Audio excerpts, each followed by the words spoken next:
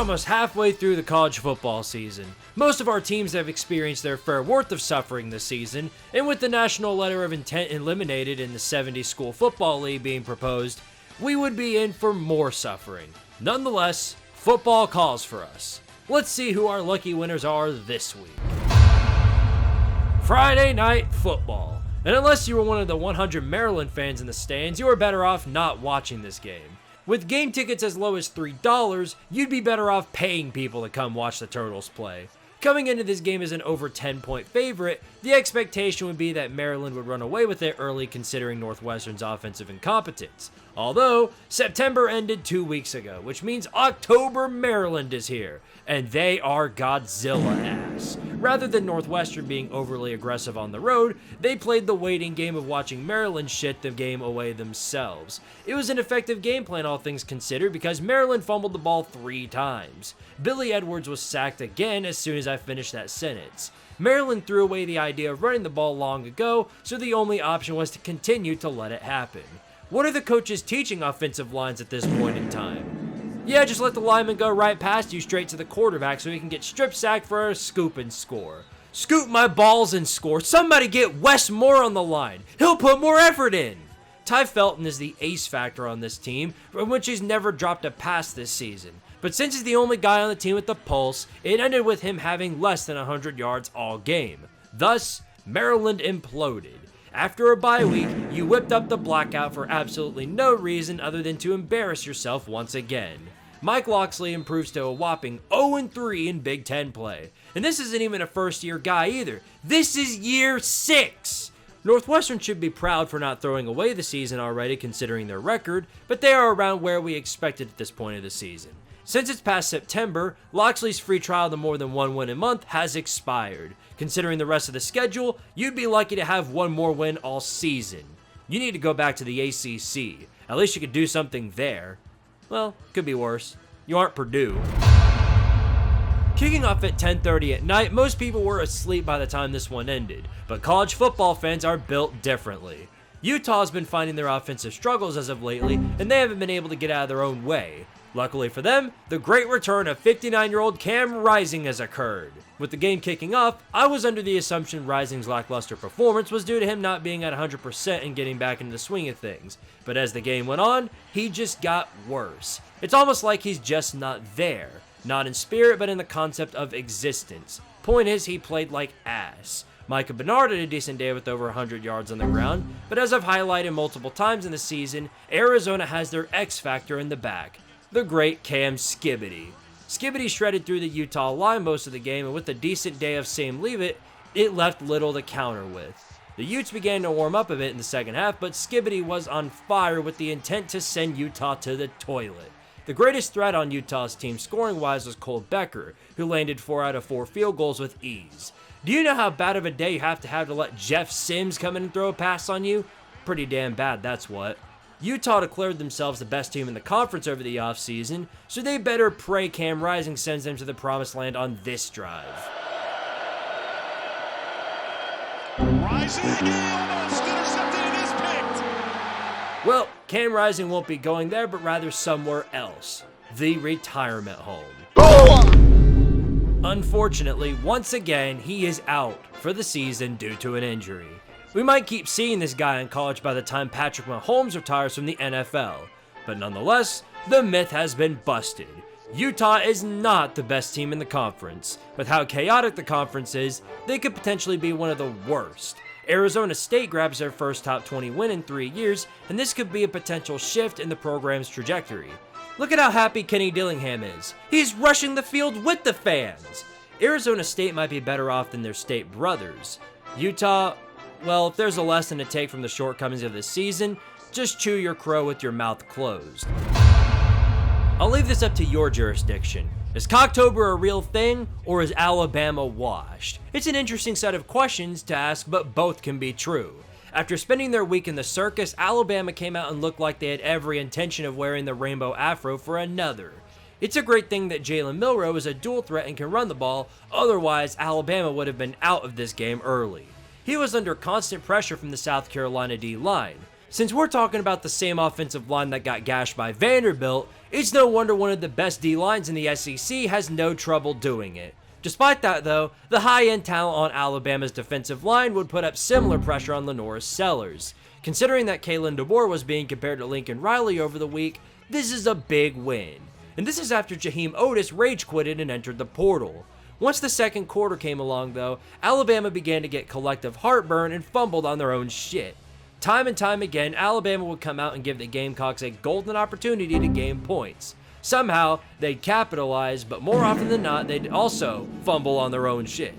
I know Alabama fans are quick to blame the defense for this, but if you'd give Milroe more than a nanosecond to throw the ball, maybe he wouldn't be throwing multiple interceptions. He'd throw maybe 1 or 2.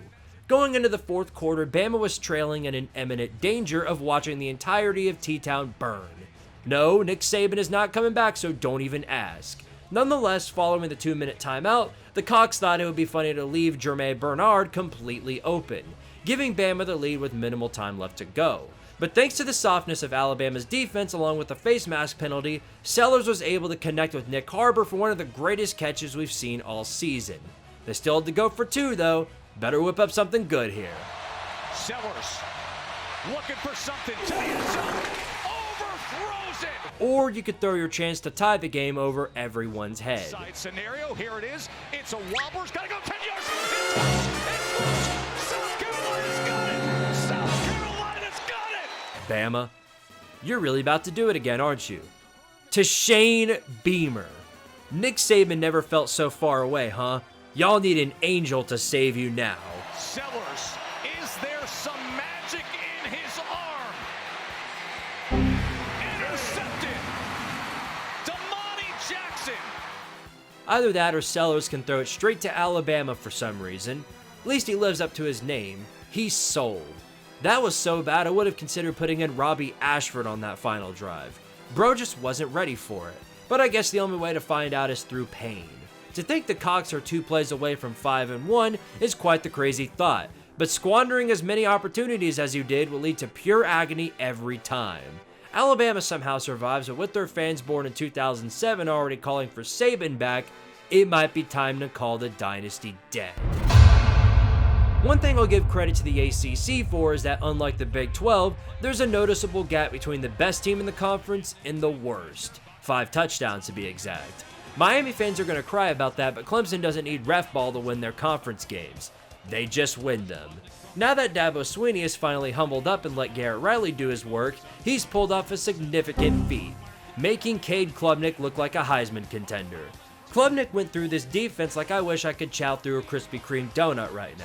Why y'all gotta flex that on Twitter? Dave Clawson's philosophy collapsed almost instantly on him in this game. He took the lead early and then played not to lose. I've got a few examples already about how well that works out, especially against good teams. Hank Bachmeier was a mixed bag in this game, partly due to his own mistakes, but also because his own receivers had bricks for hands. This performance was so ugly, it makes me think that your road trip to UConn coming up is dangerous. If you lose that one, you might as well shove a burrito up everyone's ass. Regardless, the Dead Deacon faithful have completely moved on to basketball. Clemson looks dominant this season. Not sure why, but their fans are going in reverse though, saying that the Georgia game would be closer if they played like this. Well, I'd have a girlfriend if I wasn't scared of women. See, we can both focus on the past. You still have a future with the benefit of being a tank conference, so take advantage of it. Oh no, y'all might be done for the season. Just because you got revenge on Michigan for the Natty game doesn't mean you're a Natty team, or anywhere near it. No national title team goes out and loses to Iowa, but no good team goes out and lets Iowa put up 40 points. Think about that for a second. Iowa just scored 40 points on a Power 5 team. Washington only had 2 turnovers, so it wasn't like they kept giving the ball back to them. Well, technically they did because they didn't feel like playing offense either. Will Rogers tried to keep them in the game, but the Hawkeye offense with Caleb Johnson pulled the Michigan route of run the fuck out of the ball. The only difference is, for some reason, it worked flawlessly. By the end of it, you somehow made Cade McNamara look really good. Do you know how hard it is to make that happen? Watching the Washington defense was like watching 11 chickens running around the field looking for the lost golden egg. The egg is there, it just ran past your secondary for another Hawkeye touchdown. Of course, this is a moment in history for Kirk Ferentz as he had managed to win his 200th game at Iowa. Congrats, coach. You're old enough to remember when Cam Rising was just a freshman. Washington has the courtesy of a bye week before going on the road to face off against the star child of the conference, Indiana. Best of luck there, cause you'll need it.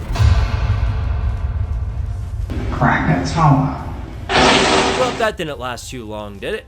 Being the first year in a long time of Rutgers having expectations more than to try and win 3 games, and it seems to me they're crashing from the pressure. Both them and Indiana cannot thrive in the conference simultaneously, so someone must be sacrificed.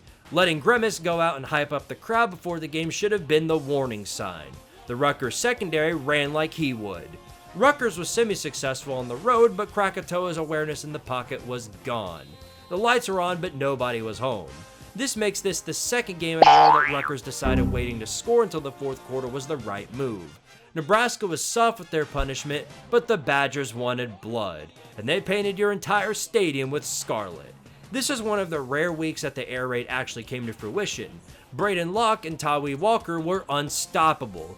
By the time Rutgers finally decided to score, the Badgers had already gotten a significant lead. No matter what they tried to do, there just wasn't any coming back.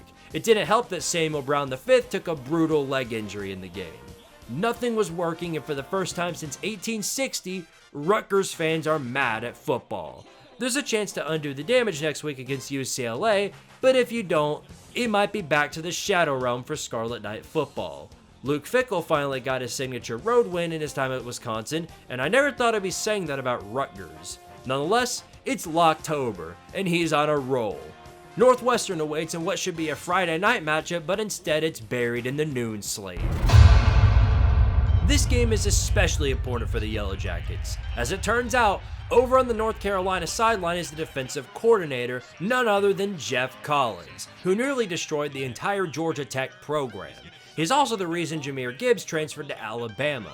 Speaking of transfers, Christian Leary is another rage quitter, so down goes one wide receiver target for Tech. Nonetheless, they wouldn't need many receivers. North Carolina's defense is basically a condom with a hole in it.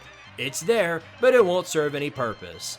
Partly due to, you guessed it, Jeff Collins. The Yellow Jacket run game was an extremely potent force in this game. The Tar Heel offense was much more balanced in the former, but both Amarian Hampton and Jacoby Criswell lit up the Yellow Jacket offense more and more as the game went on. The significant problem with North Carolina was that they were playing catch-up for the entire game. Well, that was up until Elijah Huzzy returned a punt for a touchdown. With Tech getting way too cute and conservative, it was now the Tar Heels' game. Granted, they weren't left with many options as Haynes King became another victim of the injury bug. Zach Pyron would have to come in and hand the ball off a bunch of times. As you would expect, that wouldn't work. Getting the ball back, North Carolina would get all the way down to the red zone to tie the game with less than a minute left. With Pyron still in, Tech chose to keep risk aside and take it to overtime. And they're going to run it, and it's explosion right down the middle of the field. You just said it, Max Brown. Can you believe that? Well, that's what I would have said if Jeff Collins decided to be smart for once. Gotta say, this is new. Never seen a team pull off a Hail Mary run. I know this feels especially cathartic for Brent Key and co, knowing who's getting most of the blame for this loss on the other side. It's the one and only time Tech fans will say, thank you, Jeff Collins. Not only is this the 4th straight win for Tech over North Carolina, but this is also the 4th straight loss for the Tar Heels this season. I know Mac Brown's ass is feeling the flames from the seat now. Only a matter of time until they consume this coaching staff.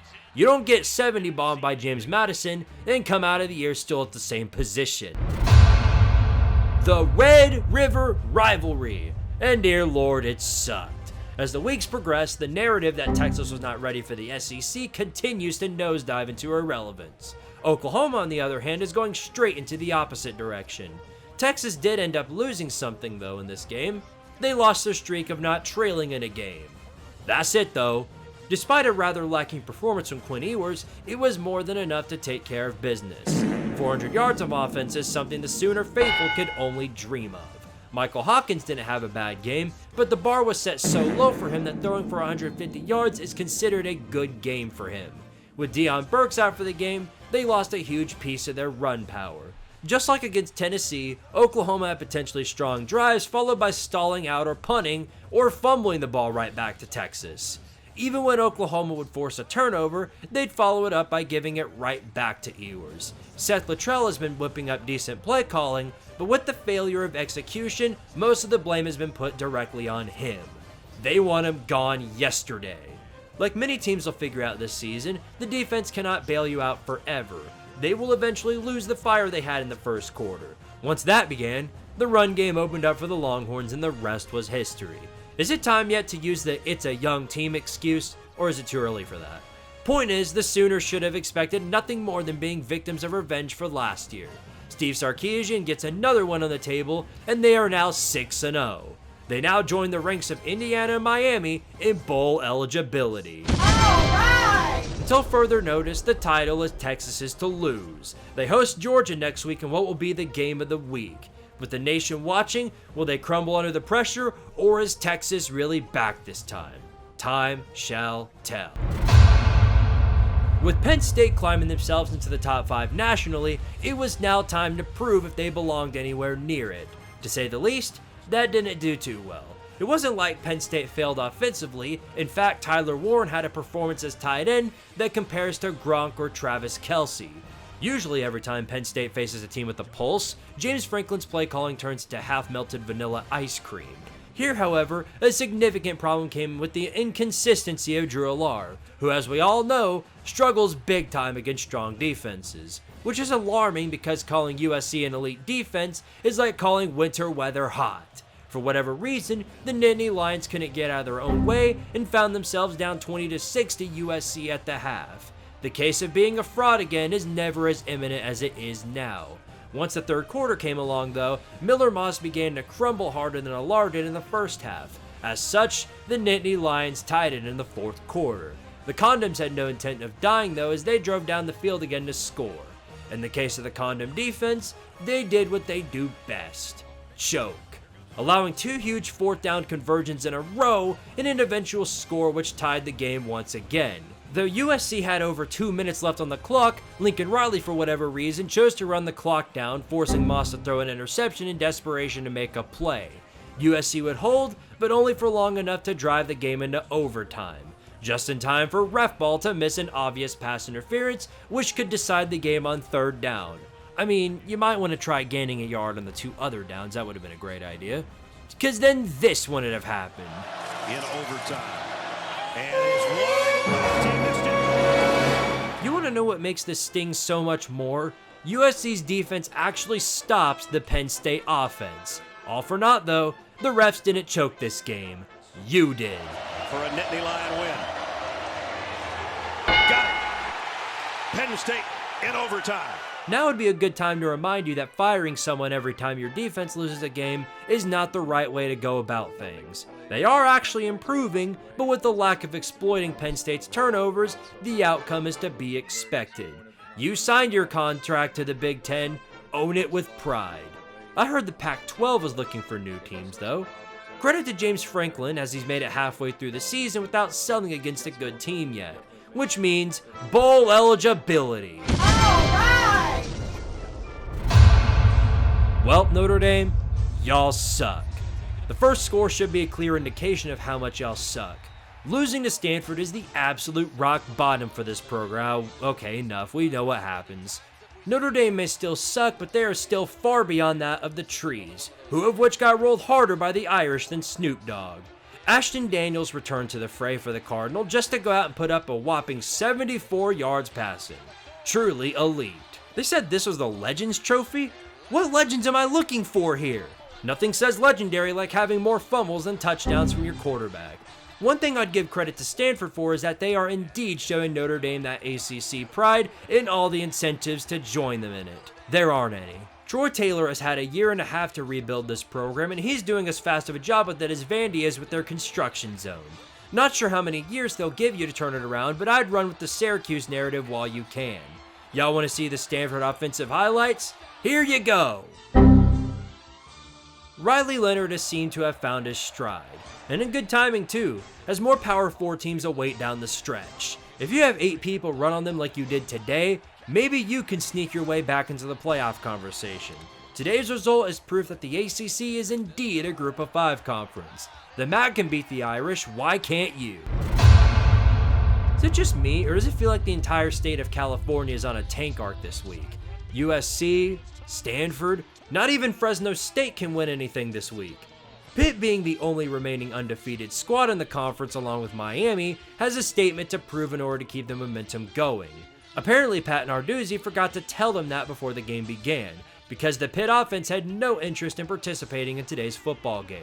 The pressure appeared to have gotten to Eli Holstein, who had his worst game of the season with only 50% passing and a composite of 1 yard on the ground. So eventually Pitt just decided to run the ball down their throats, and considering this was the same team who let the Florida State Tank Knowles run for 100 yards, it was no surprise that it worked out pretty well for them.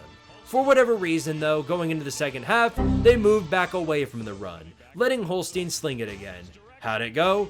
Horribly. Multiple turnovers and mistakes that gave Cal a chance to come back into the game. Fernando Mendoza eventually capitalized on one of these mistakes, letting Cal come back into the game off of Jack Endry's touchdown. However, Pitt managed to hold on and prevent the 2-point conversion to tie it, leading to the Pitt offense to go out and do absolutely nothing again. All that was left for the Pitt defense was once again to activate the clutch bone for the win. Either that, or they can watch Cal's kicker put a chocolate sundae in his pants. How about both? A little bit of a high snap, a low kick, and no good. You can blame your kicker all you want, but 15 points will be enough to beat many teams this season. Justin Wilcox's weak play calling in clutch time loses him yet another game. Dare I say the California supremacy arc in the ACC has devolved into the California tank arc. Pitt, on the other hand, has clutched themselves another win and an automatic bowl bid. The Panthers have not seen success like this since the days of Dan Marino, as this is their best start in over 40 years. Pat Narduzzi may get an extension at this rate, and if you become an ACC spoiler, I could see why. Please let the Panthers face the Horsies in the conference championship. That would be incredibly fitting for Tank Conference. Being a ranked team, Illinois should run away with this game considering the fact they are at home. Plus they are battling a middle school team this week. This is what I would be saying if the defense actually tried to exist. The Fighting Illini ran away with the game early and it looked like they would continue in the blowout throughout the game. Once the first half ended though, Purdue decided the halfway point for the season was a good time to start playing football. Hudson Card was out for this game, so Purdue was forced to trot out a true freshman in Ryan Brown. How would you react if I told you he threw for 300 yards on this defense? You'd think Lincoln Riley hit the portal midway through the season. What the hell was this? They didn't even throw out any tricks. The secondary just pissed themselves constantly. They were playing like they'd get a pass interference call if they were within 5 yards of a receiver. A Soiler-Maker team which couldn't score on most teams they played put up 500 yards on this defense. Did y'all forget to play ball over the bye week? Nonetheless, y'all managed to pull out the win late in the game thanks to your specialty. Oh my lord. Y'all gonna do it again, aren't you? You're gonna lose as a ranked team to the tank squad of the Power 4. Looking for Maccabee! Touchdown! Purdue! Burt Bielema. Burt Bielema. Burt Bielema. Was it that hard to prepare your team for this game? You're trying to make everyone believe you're a contender for the Big Ten, and all you did was aim the cannon straight at your balls. Who cares if you're going down the field? There's absolutely no reason this should be a close game. Thanks to the effort of your kicker and Luke Altmaier, your season isn't over quite yet, but once again, your defense does absolutely nothing to stop them. Unfortunately for you, Ryan Walters has brought out his balls and has chosen to end the game now by going for... why are they in shotgun?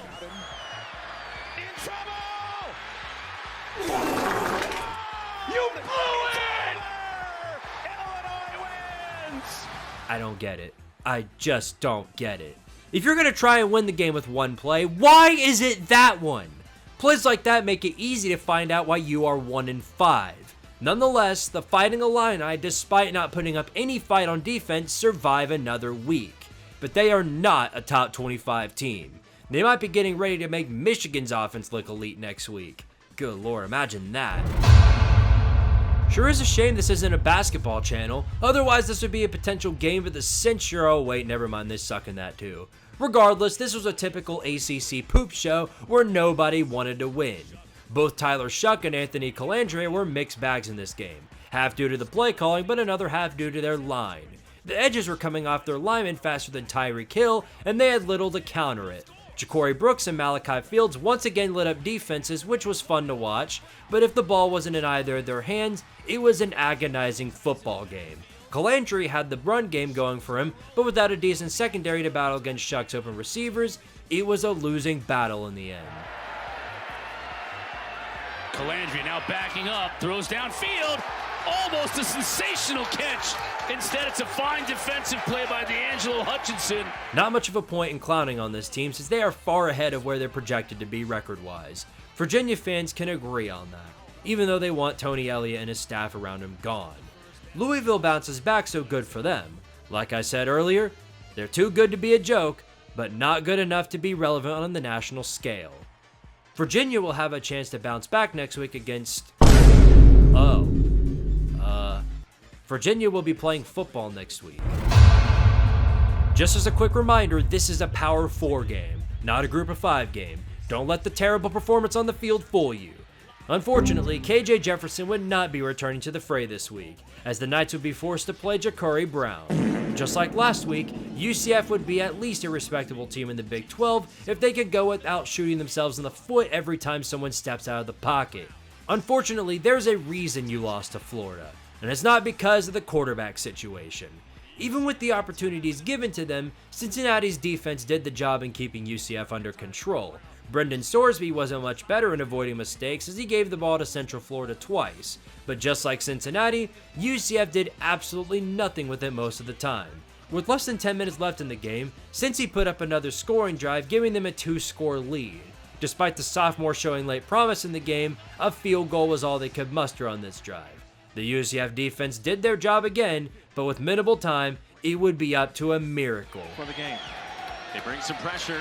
Brown trying to escape, and he's dropped by Jared Bartlett. I forgot. There's no such thing as miracles in Florida. 3-3 and losing to one of the easiest teams in their schedule. Someone check the Gus bus again because I think it's out of gas for the 15th time in a row. Special shout out to the Barstool account though. They're the only one to follow me on Twitter. The Cougar domination arc continues. Before I lay into Arizona, let it be known that the Fafita and McMillan combo is elite and it should be recognized as such. Other than that, that's about it. They're poopy stinky and everything else. BYU noticed that it's their main weapon and did their part in shutting down or baiting him into overusing it. It worked like a charm. Noah Fafita threw 3 picks and couldn't figure out how to keep possession of the football. Though Jake Retzlaff was barely over 50% in passing, it was more than enough to get the job done. Only Zona would get intercepted off of a screen. That should tell you all you need to know. The defense suffocated Fafita to destruction. By that point, everyone took turns shredding through the Wildcat defense. I never heard Gus Johnson so excited about BYU until today. The Mormons once again prevail and reach the great ranks of undefeated and bowl eligible. Zona still has a long way to go, and the question still rises if Brent Brennan was in over his head when he took the job. I would say bring back Jed Fish, but giving up 40 to the Mormons is a better alternative to me than giving up 40 to the Hawkeyes. At least basketball's on the way.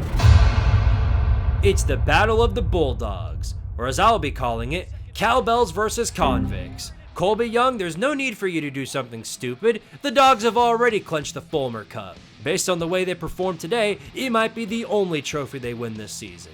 When Carson Beck began the game throwing an interception, that should have been the first sign that this was not going to be a 50-0 blowout. As per the norm, the high-end talent did all the work despite Mike Bobo coaching straight out of his asshole. You want to know why Penn State passed you in the rankings? Now you know. Next time, show up. Freshman Michael Van Buren did surprisingly well considering this was a road game against a top 5 team. Whether that's because there were no stakes being 1-4 or he's just that good, we don't really know. But the rest of the season will tell the tale. Point is, the Cowbell College has hope again and an incentive to continue caring about Mississippi State football. Once Georgia got a 34-10 lead, it seemed Georgia was going to quickly run away with it. But Beck throwing a pick in the end zone flipped that idea on its head. Mississippi State quickly cut the lead to 10 points, but finally, the high-end talent kicked on, and Georgia was able to win the game in the end. You put this performance up next week, and Texas might do what Alabama did to you in the first half, but do it again in the second. It'll be a result that brings me to orgasm. Ignore that previous comment, you get the idea. Kirby, you gotta get it together, man. And the first way to do that is to stop shoving opposing players. That's not a very nice thing to do. This week, on Days of Our Vols, following the loss to the Miss Piggy Walmart institution, the Volunteers would have to reestablish themselves as a title contender. I felt pain, disappointment, frustration, but I also felt anticipation of next week's game against the Gators. Josh Heupel knows that this offense isn't going to work. He's got a plan, and he's going to put it to fruition. As I watched the matchup against the hated rivals, I'm feeling like a total barnacle head! What the hell was this? I mean, what the hell was this? This might be the biggest scam in college football. We paid $8 million for Nico I'm going to turn the ball over to come in and overthrow balls, throw interceptions, and bobble snaps. We could have paid Joe Milton the 7th year of eligibility for that. We've got 5-star offensive lineman Lance Hurd from the transfer portal. Yeah, he's a negative 5-star. Bro is playing like he's scared to touch a defender, and when he does, it's a blatant hold. What are they teaching the offensive linemen at Tennessee? How to fumble a season away? What was thought to be one of the best offensive minds in college football has made me jealous of what Iowa has. Well, he at least developed a set of balls this time. By doing what? Going for it on 4th down at your own 10-yard line? That's not ballsy, that's clowny! And no, I won't let the talent fee thing go. You're making hardworking people pay extra to bring talent to Tennessee. But where's the talent? Where is the talent? Where in the world is the talent? Leave it up to the Volunteers to once again be the savior of Billy Napier's job. Bro got another year just by beating the Vols last season, and now he's coming into Neyland Stadium to do it again. What are you all doing? Okay, now that I've let myself calm down a bit, this was football genocide. I'm not even sure it can be considered football. It was like watching 2 overgrown infants punching themselves in the face. Thankfully, in the second half, running it up the middle 700 times worked, and somehow the Vols managed to score 2 touchdowns and a field goal that saved their season from sheer destruction. But just like last week, being on the field for 55 minutes has left the defense a little exhausted. As such, despite the earlier loss of Graham Mertz and Montrell Johnson by injuries, DJ Lagway brought Florida down to the red zone with ease. But 2 big defensive plays made it quickly 3rd and 18. No way we're out of position for this one, right? Over the middle towards the end zone, he's got his man DK for a touchdown! Enough of this. Enough of it all. Please, just put me out of my misery already. Of course we're taking it to overtime. We don't have an offense capable of going down the field. Florida's really gonna spoil this season again, aren't they? Hold on. Wait, why am I worried? We have a title-winning defense for a reason. Now please miss this so I don't become a doomer.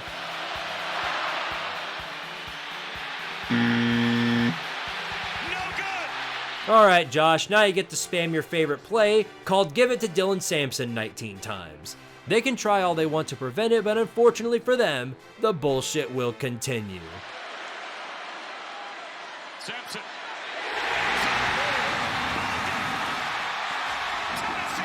Well, heard it here. Vols are winning the Natty. Nothing else to say other than what I just said. The bad news gets worse for Florida since now they will have to be all in on Lagway. That stupid bug claimed another soul. Hoping for a quick recovery nonetheless. Napier, I'd say it's been fun, but you've given us too much hell, so I'll say goodbye since we're not able to buy you another year this time. Now please do me a favor and find Steve Spurrier. He needs someone to help him back to his retirement home. I think you can take a guess at how this is gonna go, but this one gets to be its own video.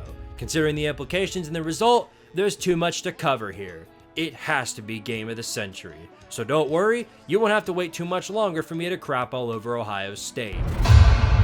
Dude's week is starting off with a bang. Former player Greg Brooks is suing them in their hospital for supposedly leaving him permanently disabled. If true, this is effed up to a significant level. It's an unfortunate situation, all things considered. Speaking of injuries, both of these teams are riddled with them, real or fake. so this matchup would be very interesting considering the stakes at hand. LSU going into this matchup as a home underdog made it a very interesting narrative. You don't just win in Death Valley, they said. Kiffin translated that to, you don't just win in Death Valley without faking 5 injuries per snap. Anyway, this game went on a little different from what the experts predicted. While Garrett Nussmeier and Jackson Dart had great games, they were feeling significant pressure from the defenses. Both teams had significant mistakes that shifted the momentum throughout the game. If the defense could tackle as well as they could create turnovers, they'd be a lethal force. But take the wins where you can get them, I guess. This was the first week where Trey Harris was outshined in the receiving department, as Caden Lee made significant catches at several points in the game. While LSU was behind through the entire game, Kyron Lacey and Aaron Anderson made work of the Ole Miss secondary as well. It was the lowest scoring shootout we've ever seen. With under 2 minutes in the game, LSU would be trailing by a touchdown, which would be where Nussmeier would really show his athleticism on the field. With the Ole Miss defense being gassed, it wouldn't matter how many fake injuries they'd try. Overtime was imminent, and everyone knew it. What's with all these overtime games? If we were to talk about scams from the portal, Juice Wells would be a prime target for the conversation. Dude can't catch a cold. Neither could the LSU secondary though, as they dropped 2 sure picks, leaving Caden Davis to make up for his missed field goal against Kentucky by nailing a 57-yarder that probably would have been good from 70. But there's a problem. With the Ole Miss defense once again being gassed, you get another turn to meet your old friend, karma. Pump fake, Nussmeier goes back shoulder, touchdown! Kyron Lacey, and LSU wins! You see what happens, Elaine? You see what happens when you lie? Nobody on that team is going to address the fake injuries, and you know it! Once again, big game Elaine comes up clutch and loses another big game. With all the talent from the portal and being a preseason top 5 team, it's more than apparent you were only pretending. Kiffin to Florida has never been so close. You can almost taste it. Save us for the trouble of waiting and jump ship already. Burger King has steered the ship in the right direction now, as they are 5-1 and still have a shot at the conference. Still some work to do, but he might be able to pull it off. Him and his LSU family!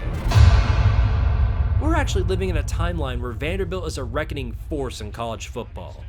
Of all the shocks through 2024, this might be the biggest one. Diego Manziel is on a mission, and he has full intent of making it happen. Vanderbilt's offense was much less impressive than last week, but they at least knew what they were doing. Pavia is everything that Vandy fans have been waiting for since the days of Jay Cutler. Is it too early to make that comparison? I don't know. Cutler never beat the number 1 team. Brock Vandagriff looks minimally better than he did in week 1, which of course is an improvement, but in week 1 he looked like a 5th string getting playtime in his spring game. Neither offense was able to get the gears going consistently. Nonetheless, Kentucky would make it a field goal game with 2 minutes left to go in the third. Oh my gosh, a bad snap. Now a fire drill. Throw to the end zone is intercepted by Vanderbilt. Mark Stoops. There's a time and a place to fake a field goal. This was not the time, and it definitely was not the place. You're lucky Vandy only got 3 out of it. Kentucky managed to finally get another scoring drive going, but it would be a 6-point game. Oh my goodness, again. Barry trying to make something happen, and he gets plastered. Kentucky either has one of the worst kickers of all time, or they are just really bad at special teams play calling. Willing to bet the fans are booing because of the latter. On the final drive, Barry and Brown's best play all night got taken away because of a holding. So just go ahead and embrace the Vandy takeover. It's a play. That's 1 timeout. Got to get the 4th down, and the receiver slip. It ends up with C.J. Taylor. I never would have thought it was possible, but the Kentucky fans have begun to turn on Mark Stoops. Good news is though, something blah blah blah basketball, you get the idea. Kentucky fans, take this advice with you always, as it's very important. Pick up your shovel and get back to the coal mines, baby! Sorry BYU, but you can't share all the glory in the Big 12. There's another spoiler from Jack Trice looking for blood. Matt Campbell's squad has evolved into a powerhouse this season. Not just looking for Big 12 contention, but a spot in the playoffs. West Virginia's black uniforms look unique, but how much would it help them overcome the typhoon heading in their direction? It helped them a little bit actually. The Mountaineers started out strong, but after missing a gimme field goal at the start of the second quarter, things began to unravel. fast. Rocco Purdy found his stride with over 250 yards in this game. Once they took over, it left Garrett Green to try and keep up. Continued stalling on offensive drives left the Cyclones to just chew out the clock while they were ahead. Didn't help that Green was throwing picks as well. They had a chance to stop them on 4th down, but high-end play calling sealed the fate of the Mountaineer faithful. The Typhoon flew straight through the country roads. Iowa State joins the ranks of many other teams this week and is confirmed to be bowling. Alright! But if I had to guess, their story is far from over. Wait, what is that? What's going on? Oh Lord, it's happening. Iowa State is in the top 10. Matt Campbell is going to be receiving a lot of messages from universities in December. It's important for me to note that Syracuse only has 1 loss. Even though they've been playing like they have 4 losses, they're in the ACC, so just being there is a loss. Nonetheless, they'd be playing against a team who's so dysfunctional they led everyone to believe Tennessee is a top 5 offense nationally. After giving Wake Forest their first conference win, they desperately needed a rebound.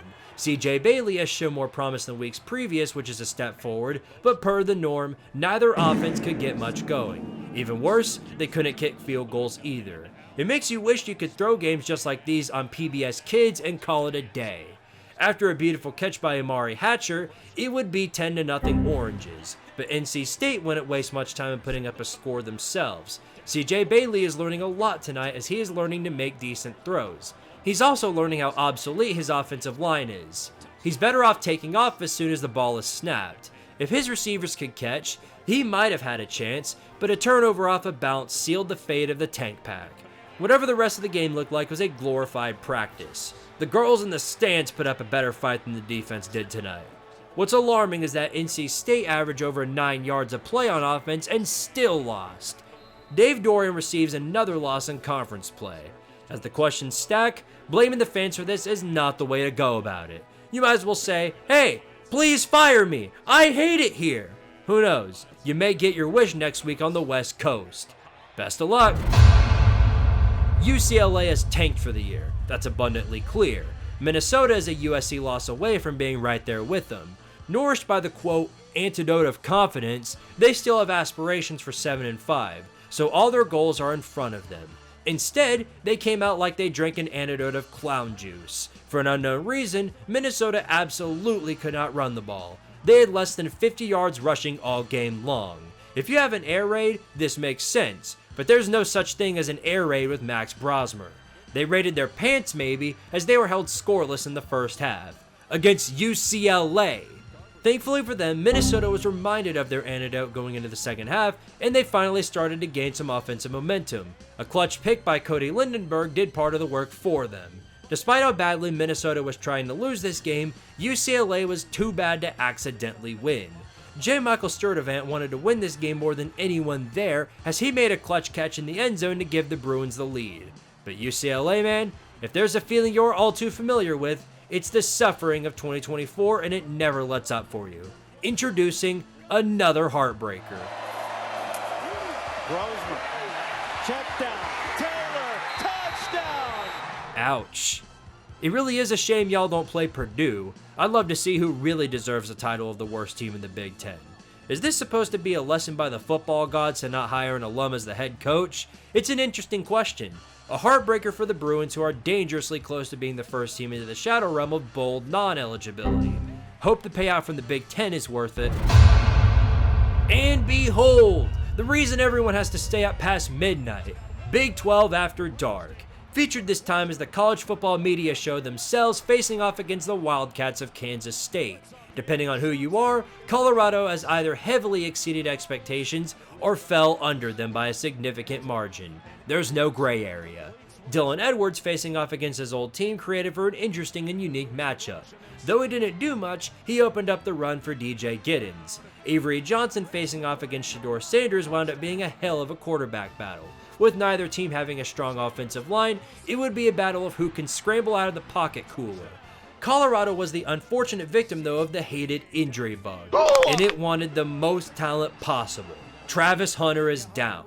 It's 2 positions down in one fell swoop. Very unfortunate. The Wildcats did a great job in controlling possessions and keeping the Buffaloes away from the ball as long as humanly possible. It helped that ref ball was spending more time reviewing touchdowns than Dion is shown in commercial breaks. Despite all this though, the bus would not go away. A scoring drive in the fourth quarter would make it a 3-point game with 7 minutes left to go. The Wildcats would put everything on the line here on fourth down, but as per the norm, Avery Johnson couldn't get away from the pressure, throwing it straight to the Buffs. Down to 3 minutes, the Wildcats suddenly found themselves trailing. It would have to be Avery Johnson clutching up in the final drive to save Kansas State's season. Luckily for them, Jace Brown would deliver right when they needed it, leaving Colorado to try and convert their own fourth down. But instead, half of the college football fan base were able to rejoice. Pressure off the edge, Sanders downfield, incomplete. No flag on the play intended for Shepard. Garber was there. Don't even think about blaming ref ball. Next time, bench Shiloh Sanders. Dude can't even cover a twin-size mattress with king-size sheets. No point in making fun of Colorado, considering the fight they put up here, but I will be waiting very patiently for the message from Dion that says he's leaving Colorado after this season. Don't act like it won't happen. Unless Shedeur Sanders miraculously gets another year of college eligibility, he ain't sticking around. Please let him go to Florida though. That'd make my year. Well, another week is in the books. Well, almost. Still gotta talk about Will Howard sliding at the end of the game.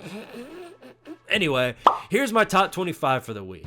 Never in a million years would I have thought to be ranking Vanderbilt, but here we are. Welcome to college football. As always, shout out to those of you on the Patreon. Consider joining for awards such as seeing these videos early in the week and other perks for the channels. Now if you would excuse me, I've got to go eat some Waffle House. Don't ask, I'm just in the mood for it. Anyway, power to Tardaria! Before we end this episode of College Football Chaos, I feel it's important to address the loss of someone very significant in our college football world.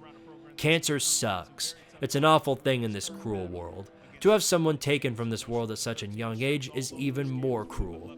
Such was the unfortunate fate of Tylee Craft of North Carolina. To have something like this happen to anyone is a brutal circumstance. There are bigger things than football. My prayers go out to the North Carolina faithful and the family of Craft. May this young man be blessed in the afterlife.